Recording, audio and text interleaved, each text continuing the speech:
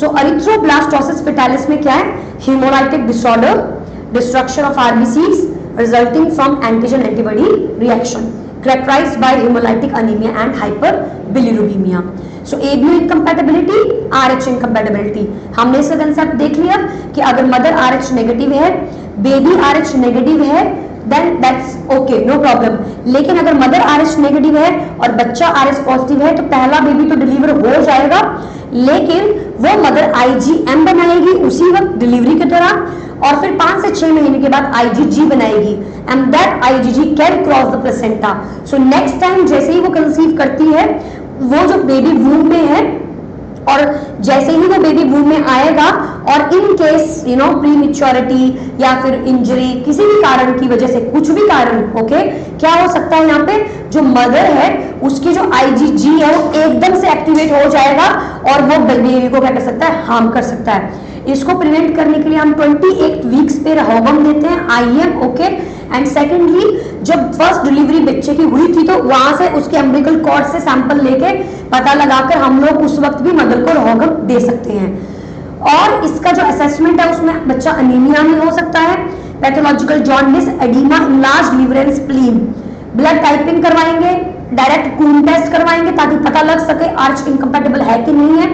जो डायरेक्ट कून टेस्ट होता है वो आपका पोस्ट नेटल है, but prenatal is indirect Coombs. इनका मेन मुद्दा क्या है कि हमारी जो इम्यूनोग्लोबुलिन्स हैं, क्या वो हमारे ब्लड को टारगेट करके दौड़ रहे हैं, हीमोलाइसिस कर रहे हैं कि नहीं कर रहे हैं. High serum bilirubin level, low Hb, high reticulocyte count, आपको ये सब फाइंडिंग्स देखने को मिल सकती हैं. What will be the interventions? I have already discussed the interventions. So guys, Rhogam globulin to mother at 28 week देना है. तो गेस्टेशनल एज जब 28 हफ्ते की होगी तो देना है, मैंने बता दिया already. Repeat in first 72 hours of the birth. तो जैसे ही बच्चा ने जन्म लिया उस टाइम पे आप दोबारा पेशेंट को रिपीट कर सकते हो, ताकि just for safety purpose. If the RH negative mother deliver RH positive fetus but remain unsensitized, उसको बिल्कुल भी सेंसिटिविटी नहीं है, तो उस टाइम पे आप रिपीट कर सकते हो. तो या तो 28वें हफ्ते पे, या फिर आप जैसे बच्चा डिलीवर होता है और डिलीवर करने के बाद खून टेस्ट कर लो, कंफर्म भी कर सकते हैं और उस टाइम पे भी मदर को दे सकते हैं.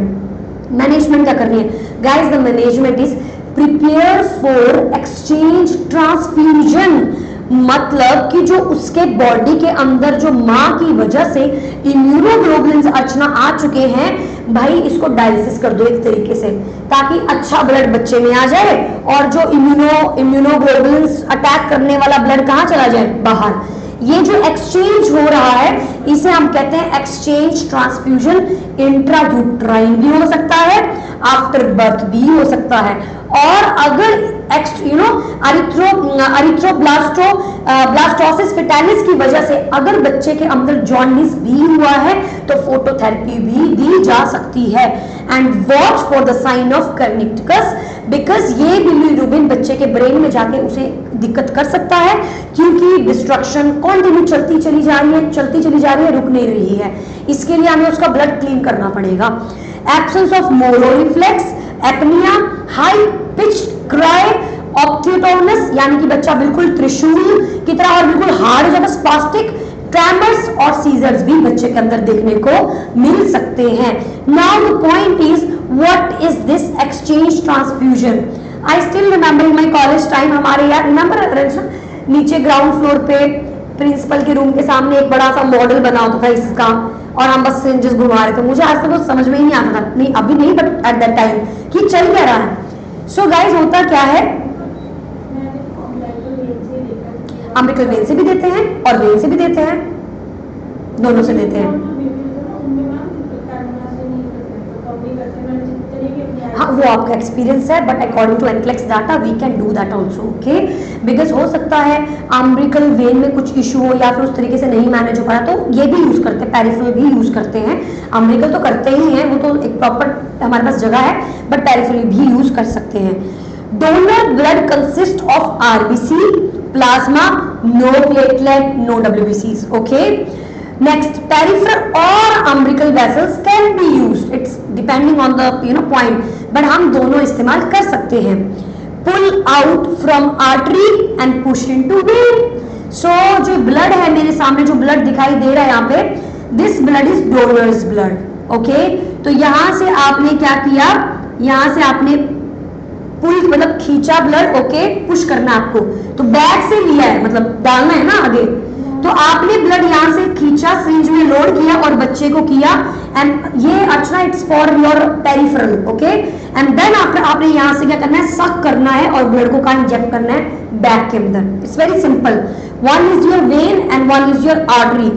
आर्टरी में आप क्या कर रहे हो, pull out from the arteries and push into the veins. Veins में डाल रहे हो और आर्टरी से पुल कर रहे हो, क्योंकि हमको तो मरीज का तो आर्टरी का खींच रहे हैं ना, हमको तो उसका ब्लड लेना है, तो ऑब्वियसली ये आर्टीरियल और ये वेन है, लेकिन ब्लड से हम लोग खींच रहे हैं एंड देन आफ्टर पुश कर रहे हैं वेन के अंदर। एंड देन आफ्टर हम पेशेंट का जो खुद का ब्लड है उसको हम यहाँ से निकाल कर क्या कर रहे हैं, ड्रेन में डाल रहे हैं। बैलेंस चलेगा बिल्कुल, और साथ में पेशेंट के वाइटल्स, पेशेंट का यूरिन आउटपुट, पेशेंट का हाइड्रेशन स्टेटस, हर कुछ मेंटेन होगा।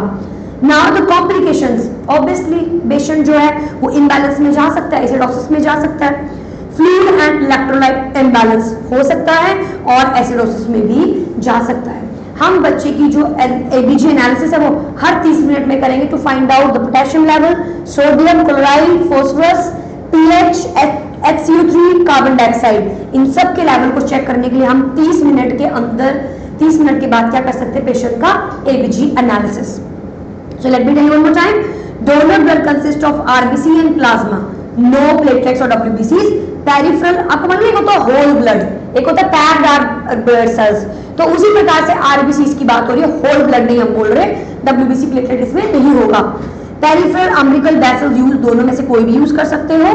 पुल out from artery, push into the veins, complication, fluid and electrolyte imbalance, acidosis and monitor for the electrolytes and ABG for every 30 minutes. Now guys, अगला जो हमारा topic आता है that will be addicted newborn's.